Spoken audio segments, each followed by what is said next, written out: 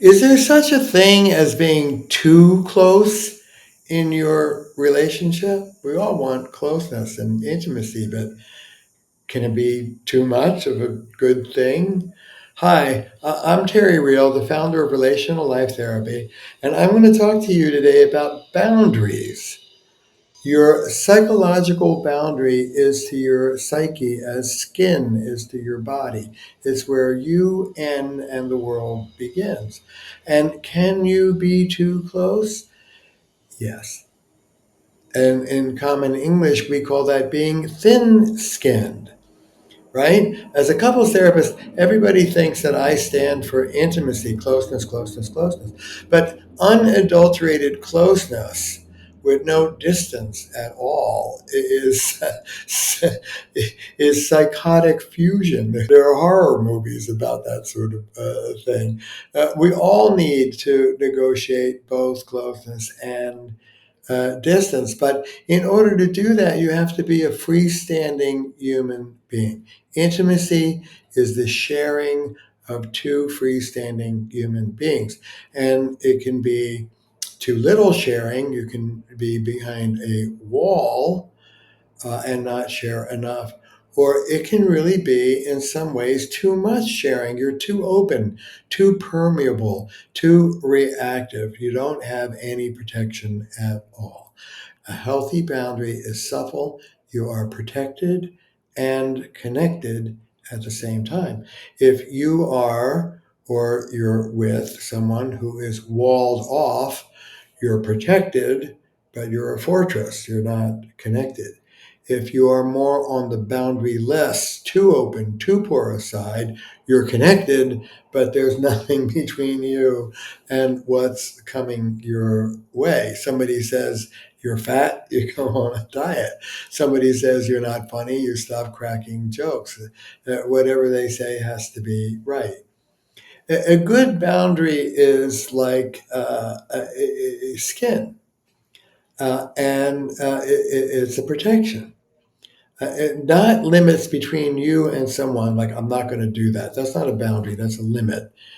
People always confuse that. This is your internal work. As somebody says something about you, it goes splat on the outside of your boundary, and you ask yourself, is this true or not true? You get the judge for you.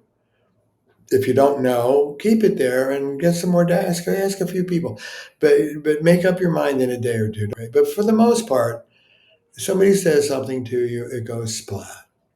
Is that true? Or is some part of it true? What's true, you relax your boundary, you take in. What's not true stays splat on that boundary. And you say to yourself the following: for all of us who are too reactive, too easily hurt, here's the sentence: that's about you. That's not about me. That's what you're making up about me. I'm teaching here in Costa Rica at a retreat, and the guy who's running it had to clear some air because he had it in his head that my wife Belinda and I wanted free breakfast and didn't want to pay for it. I mean, where did he? I have no idea. Literally, and it's like, no, no, let me help you out. That's not true, but that's what you do. But before that, I have to have the wherewithal of going, oh my God, I don't need a free breakfast. That's just what he makes up. You don't go into upset and wound and shame. Oh my God, because it's not true. Why would you be wounded by something that's not true? People make up stuff all day long. Here is the bitter pill, but liberating pill. We make up stuff about each other all day long. In RLT, we say to people, what I make up is. We own our production. But in either case, somebody says, Terry, you are a good lecturer, but you're not very funny, and you think you're very funny, and your jokes really get in the way. Splat. Actually, I don't think that's true. I think I am pretty funny. And my humor is a great way of helping the medicine go down as you're listening to me. That's just not true. Who's saying that? John is saying that. That's about John. That's not about me. John had a dad who thought he was funny. I don't know what John's issues are. To the degree to which I care about John, I care about what he's making up about me. Okay? If it's just a taxi driver, I'm never going to see him again. Make up whatever you want. But it's still not true. I don't go one down into shame. I don't go one up into superiority and judgment. How dare you make that up about me? It's just like, okay, fine. I have the humility of understanding I may make up a bunch of happy nonsense about you in the next 10 minutes. So I got nothing to be high and mighty about. I got nothing to be freaked out and wounded about. It's just not about me. When Belinda would get upset with me, I would be miserable, all day long before I started having a boundary. And our mentor, Pia Melody, used to say, Belinda's having a bad day. You don't have to make her bad day your bad day. Boundaries are liberating. You are free of the upset and reactivity of their stimulus. It's like you're a warm-blooded animal. You can self-regulate. Without a boundary, you're like a cold-blooded animal. You're warm in your sort of energy, but you're cold-blooded in the sense that you are the temperature of whatever rock you're on. Whatever the stimulus is, that's what you take in. And that leads to reactivity and control. The only way I can make myself feel better about myself, if what you say is true, is to get you to think differently of me. And so I talk about the unholy triad of boundaryless. Boundaryless, dependent, controlling. I'm dependent on your opinion of me, and so therefore I have to make you feel better about me in order for me to feel better about me. How slavish.